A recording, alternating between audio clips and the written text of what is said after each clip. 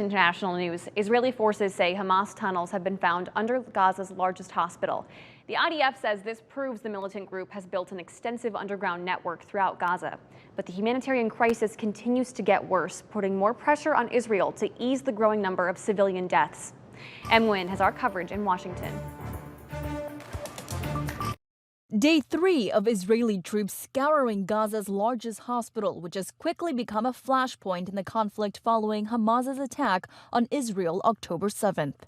The IDF releasing this video showing a tunnel shaft they say leads to a Hamas command post below the Al-Shifa hospital.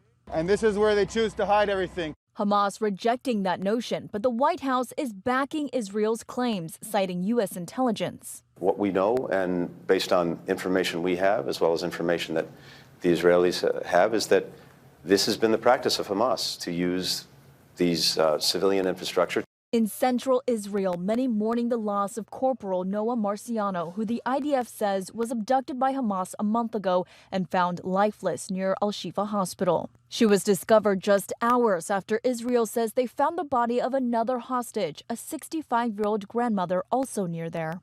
As IDF troops push deeper into Gaza, they say they've successfully taken over and destroyed a major weapon production post of the Palestinian Islamic Jihad.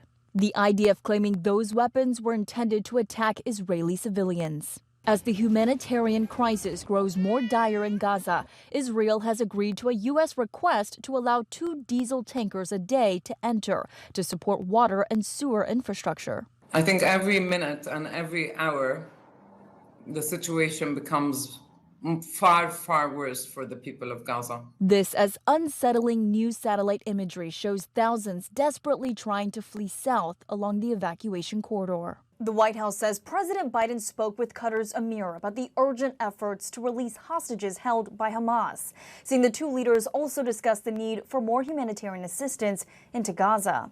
Win, ABC News, Washington.